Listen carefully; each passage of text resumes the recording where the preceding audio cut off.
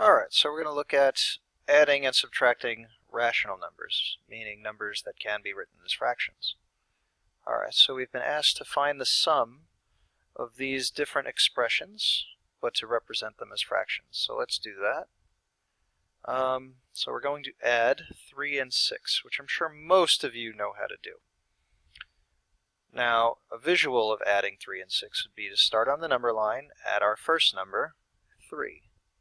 And then adding means to increase in that direction by the given amount. So we're going to move to the right 6 times. So that's 4, 5, 6, 7, 8, 9. So that's 3 plus 6, which is equal to 9. Okay? Pretty straightforward. But this will help us also work with signed numbers. We're going to look at the next example. Oh, they asked us to write this as a fraction. So that's 9 over 1.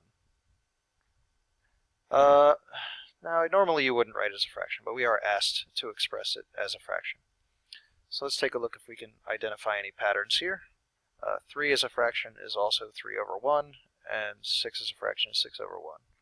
So when we add fractions, it appears that we only add their numerators. So 3 1s and 6 1s is equal to 9 1s.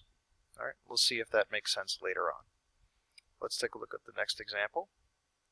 We have negative 2 plus 9. So negative 2 is much further this way. So if this is negative 2, we're going to increase or move in the positive direction 9 spaces. So that's 1, 2, 3, 4, 5, 6, 7, 8, 9. Let's see what number that is. It's negative 1, negative 0, 1, 2, 3, 4, 5, 6, 7. This is 7. That's a really bad 7 I drew. All right. So negative 2 plus 9 is equal to 7. As a fraction, that's 7 over 1. That's really negative 2 over 1 and 9 over 1. Once again, it seems that the denominators do not change when we add fractions. Negative 2 plus 9 means to start at negative 2 and increase by 9, which takes us to 7. All right. Should put a little arrow here to make that clear that it went this direction. So this is plus, that's plus 9. All right. Let's take a look at the next two examples. Erase this. Let's use orange. Orange, I have to go into the color pool.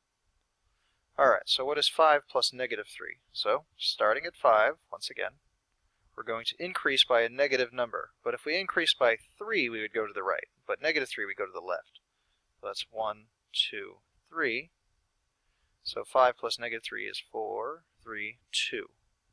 So that's equal to 2. Or 2 over 1. Let's take a look again. 5 plus negative 3 is 2. We can see that visually using the number line. All right. Now you might have noticed that when the numbers had the same sign and we added them, they increased and maintained the same sign. When the numbers are opposite signs, we subtracted them, but it took the sign of the larger number. That's true. Both of those things are true. Let's see what happens when we work with the decimal at the bottom here. So let's do that in purple. What is negative 1.3 plus negative 3.65? Well, we start at negative 1.3. We're going to move to the left because we're going to increase by a negative number. It means we move left. 1, 2, 3. So this is currently negative 3.3. But we still have to move over a little bit more by 0.65. So that's negative 3.95.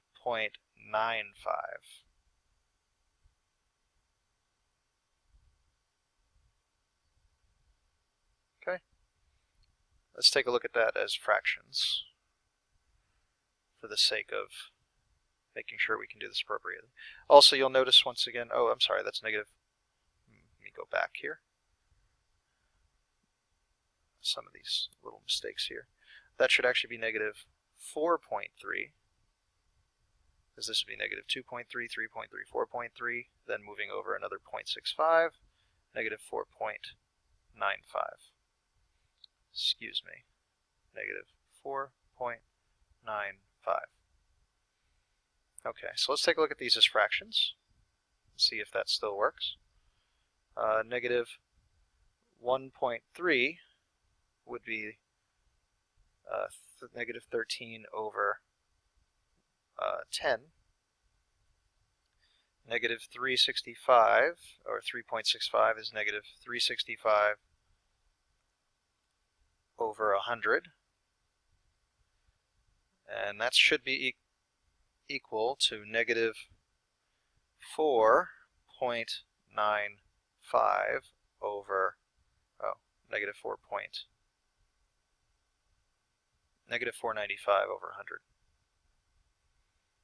Now this is a bit unclear. We're adding two different fractions. They have different denominators, so the numerators don't seem to hold this pattern we've noticed before.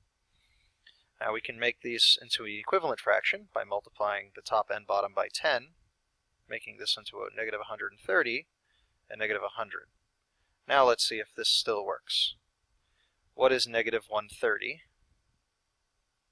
plus negative 165? Well, we have to move to the left 365 places. That's 100, 200, 300. So that's negative 430. And now to move over 65 more would be negative 495. So that works as well. So as long as the two denominators are the same, we can add the numerators. And we mentioned before, if we add two terms with the same sign, we just add them and keep the sign. So the same thing happens here. We added them and kept the sign. But when they were opposite signs, we subtracted, but we keep the sign of the larger value. All right. So let's take a look at one more example. We're not going to use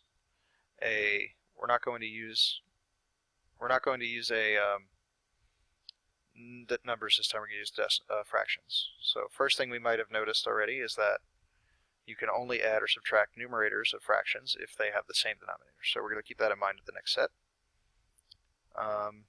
We have 3/4 plus negative 5/3. Now we could write those as decimals and then turn them into fractions again.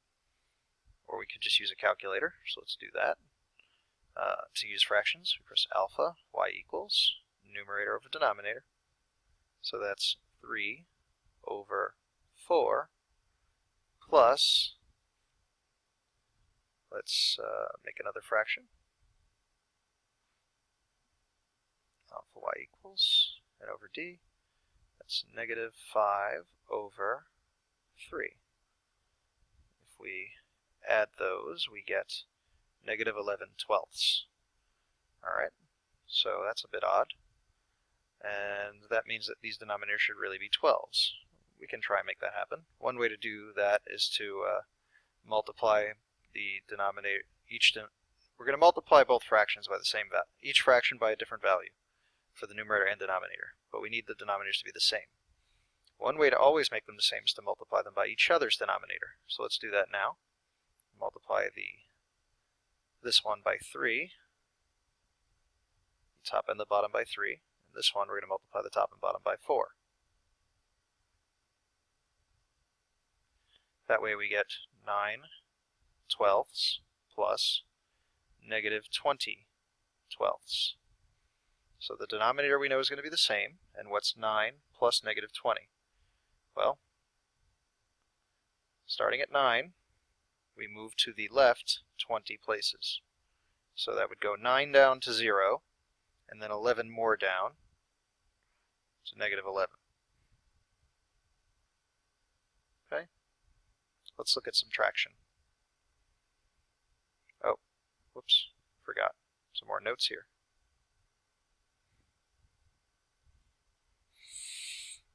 If both fractions don't have equivalent denominators, if they don't have the same denominator, write them with the same denominator, just like we did here.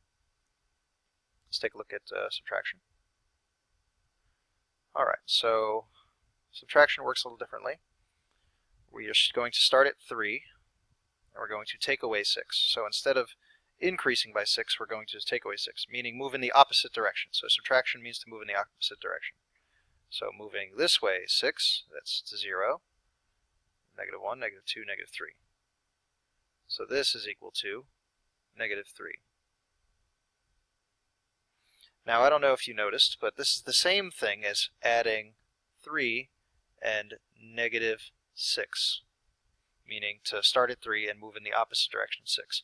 This change is something that we use a lot. This is known as keep, change, change. Anytime you see a subtraction symbol between two numbers, it can be also assumed to be the addition of the negative value, because it does the exact same change. So that's keep, change, change. Subtraction is equivalent to addition of the opposite term. So a minus b is equal to a plus negative b. Alright, we can do the same thing with all of these as well. So that's negative 2 plus negative 9, which as we saw will start at negative 2 and then go down 9, which is negative 11. This would be 5 minus negative 3, so that's 5 plus negative of negative 3 is positive 3, so that's equal to 8. Let's take a look at that visually. I think that'll help. Alright, so if we have 5, we're going to take away negative 3, means move in the opposite direction of negative 3 would mean to move this way. This is to take away negative 3. That's the same thing as adding 3, just like we said it was. Based on all of this again, we have negative 1.3 plus 3.65. So we're going to add two opposite numbers, which means we're going to go start here and go up 1.3, which will leave over another 235. So that's 235. Alright, now we're going to look at a fraction. Same thing, in order to subtract fractions, they need to have the same denominator. So we'll do that again. Multiply this one by 3 over 3, and this one by 4 over 4. That's 9/12, minus, that's negative 20/12. We can do the same thing we did a moment ago, keep, change, change. So that is the same thing as 9/12 plus the negative of negative 20 is positive 20. So that is equal to 29/12. Right, we could do that with a calculator, but that will take time. I have 2 minutes remaining in this video. Alright, so let's take a look at some of the rules of addition. One of those is the commutative property of addition, which really says that you can switch the order of two numbers you're adding. But as we noticed, subtraction is really just the addition of negative numbers. So the way I've always viewed the commutative property, which helps, is that you can switch the order of terms that are added or subtracted if you maintain their signs. So we can actually switch these into any order, and they will still give us the same value. If we plug this into a calculator, or if we plug this into a calculator, we will get the same value. If there was more time in this video, I would do that and show you that this is true. So we can switch the order of any two terms as long as we maintain their signs. The associative property says we can add two terms. We can add any terms in any order. Same thing. We can add or subtract any two terms, any in one string, meaning connected like this, in any order, and we'll get the same value. So we should get, these are the same numbers as these, so we should get negative 6 regardless of the order we add them in. So let's combine these first. 10 minus 6 is 4. So bring the 5 down, and the negative 3. Now we'll combine these. Negative 3 plus 5 is 2, and 2 plus 4 is 6. So it didn't matter that we started at the end and then beginning, we still got the same result.